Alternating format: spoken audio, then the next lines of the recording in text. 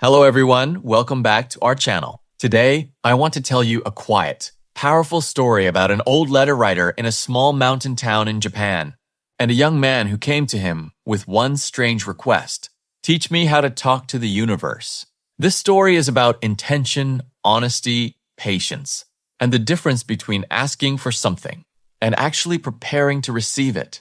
Most people think talking to the universe means wishing very hard, saying the right words, or repeating a positive sentence until it comes true. But this story will show you something different, that the universe does not respond to loud wishes. It responds to aligned action. Watch till the end, because this story may change how you ask for anything ever again. And if you are learning English, listen carefully, repeat the useful sentences, and practice with this meaningful lesson. If quiet, meaningful stories like this help you think more clearly, subscribe to this channel. Let's begin. Part 1. The Letter Writer of the Mountain Town. In a small town high in the mountains of Japan, there lived an old man named Sato. For over 40 years, Sato had made his living writing letters for people who could not write well themselves. Letters of apology, letters of love, letters asking for forgiveness, letters announcing dreams. The villagers often joked that Sato did not just write letters. He wrote wishes, because so many of the things people asked him to write about eventually came true. One autumn morning, a young man named Ren arrived at Sato's small wooden shop. Ren was 26, tired-looking, with dark circles under his eyes from months of overworking at a job he silently hated. He sat across from Sato and said, "I heard you know how to talk to the universe. I want you to teach me. I want my life to change. I want a better job, a better home, a better version of myself." Sato studied him for a long moment, then asked a simple question: "What have you already done to prepare for the life you are asking for?" Ren looked confused. "I thought talking to the universe meant asking clearly, saying what I want with enough belief." Sato shook his head slowly. Asking is only the first sentence of the conversation. "Ren, most people say one sentence and then wait for a reply, confused when none comes. But a conversation requires more than a request. It requires you to listen, and then to respond with your life." Ren did not fully understand, but something in the old man's calm certainty made him want to stay and learn. Part 2. The First Rule. Clarity before asking. Sato handed Ren a blank sheet of paper and a brush. Before you can talk to the universe, you must first know exactly what you are asking for. Write it down, not a feeling, a specific, honest sentence. Ren wrote, "I want a better life." Sato read it and shook his head. This is not a request. This is a fog.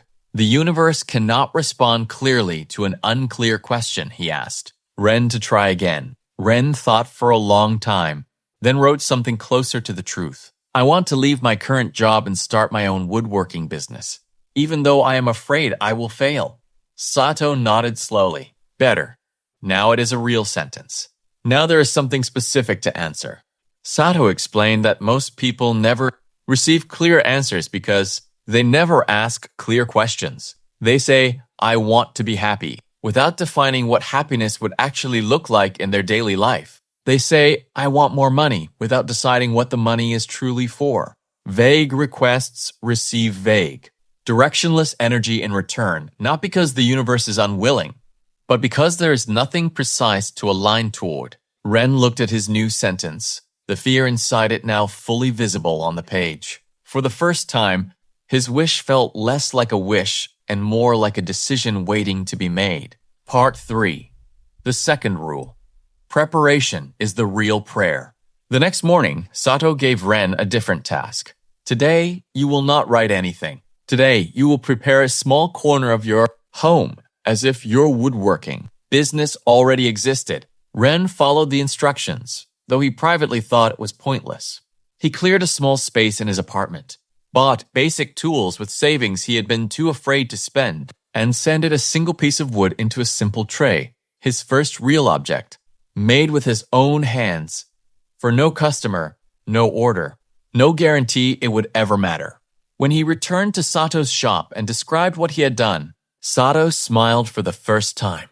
This, he said, is what talking to the universe actually looks like. Not words alone. Preparation. When you clear a space for something before it exists, you are not performing a ritual. You are proving through your own actions that you are serious about the answer you claim to want. Sato explains something Ren had never considered. Most people ask the universe for a new chapter while refusing to close the previous page. They ask for a healthier body while keeping every old habit exactly the same. They ask for a loving relationship while leaving no actual space in their life or their calendar for one to enter. The universe is not confused about what you want, Sato said. It is only waiting to see if your life agrees with your words.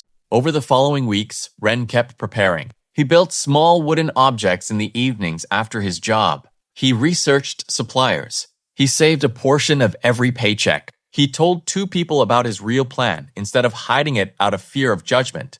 None of it felt magical. All of it felt like ordinary, unglamorous effort. And slowly, Ren began to understand that this ordinary effort was the actual conversation Sato had been describing all along. Part 4. The third rule.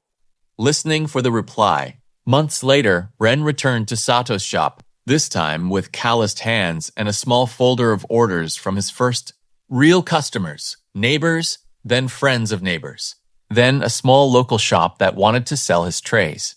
He said, "I think it's working. I think the universe is answering."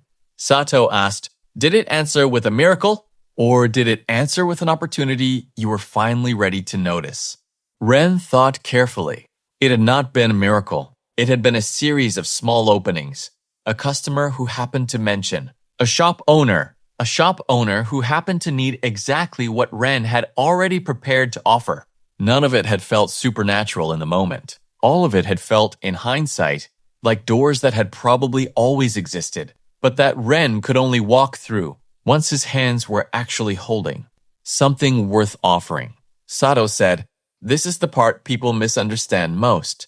They think talking to the universe means waiting for the sky to open. But usually, the universe replies through ordinary people, ordinary conversations, ordinary moments. And if you are not prepared, not listening, not doing the quiet work first, you will walk straight past the reply without recognizing it." Ren looked down at his hands, rougher now than they had been months earlier.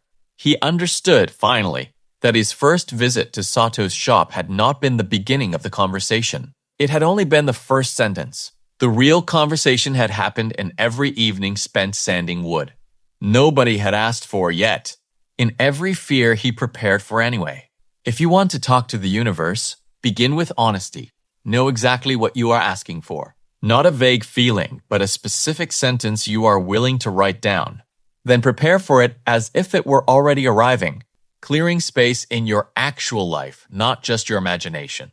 And finally, listen, because the reply rarely comes as a miracle. It usually comes as an ordinary opportunity, wearing the clothes of coincidence, waiting to see if you are ready to notice it. The universe was never confused about what you wanted.